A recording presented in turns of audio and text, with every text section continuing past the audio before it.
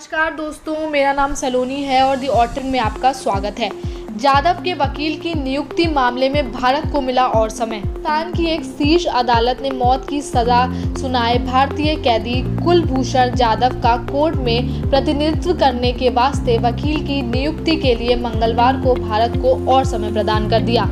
एक सैन्य अदालत द्वारा जाधव को सुनाई गई सजा और दोष सिद्धि की उच्च न्यायालय में समीक्षा की जानी है। भारतीय नौसेना के सेवानिवृत्त अधिकारी 50 वर्षीय जाधव को पाकिस्तान की एक सैन्य अदालत ने जासूसी एवं आतंकवाद के आरोप में अप्रैल 2017 में दोषी ठहराते हुए मौत की सजा सुनाई थी।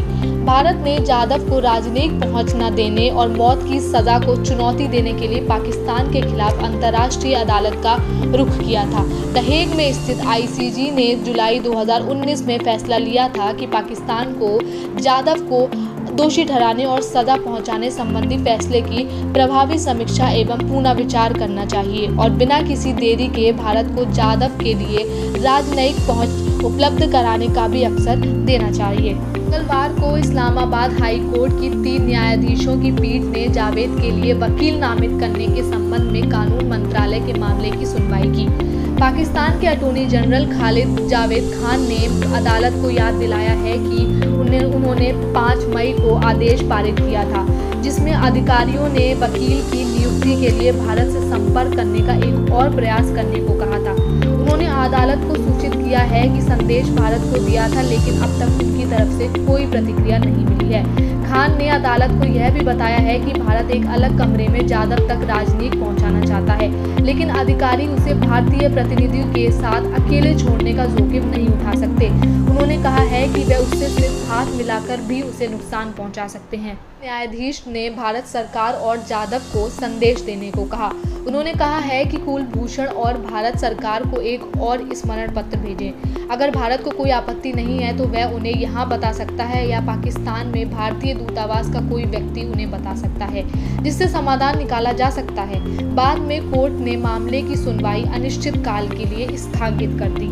पाकिस्तान के एक सांसद ने उस न्यायाधीश की अवधि 4 महीने बढ़ा दी है, जो जाधव को अपनी दोष सिद्धि के खिलाफ उच्च न्यायालय में अपील करने की अनुमति देता है, जैसे करने की अंतर्राष्ट्रीय न्यायालय द्वारा जरूरत बताई गई थी। उसके बाद भारत ने यह बयान सामने लाया है।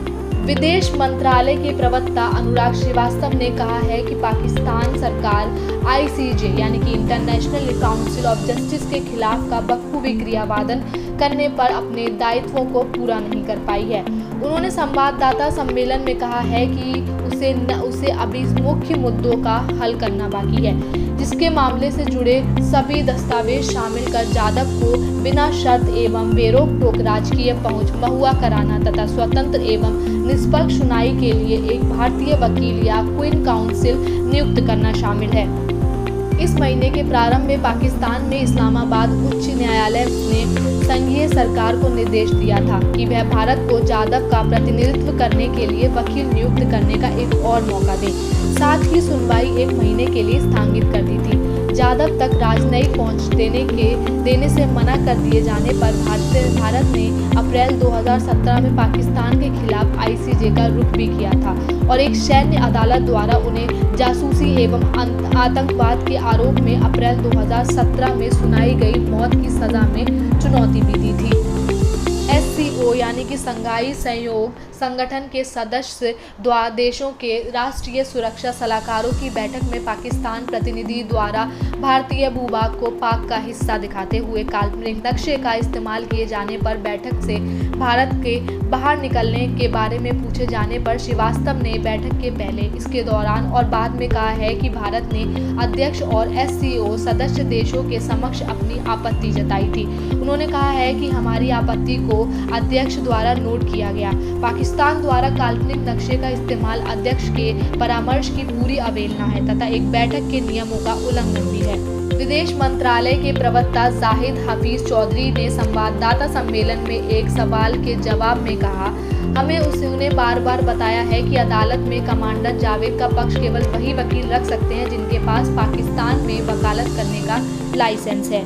तो आज के लिए बस इतना ही। अगर आपको वीडियो पसंद आया हो तो लाइक करें और शेयर करें और अधिक जानकारी से जुड़ने के लिए दी ऑटन को सब्सक्राइब करें। धन्यवाद।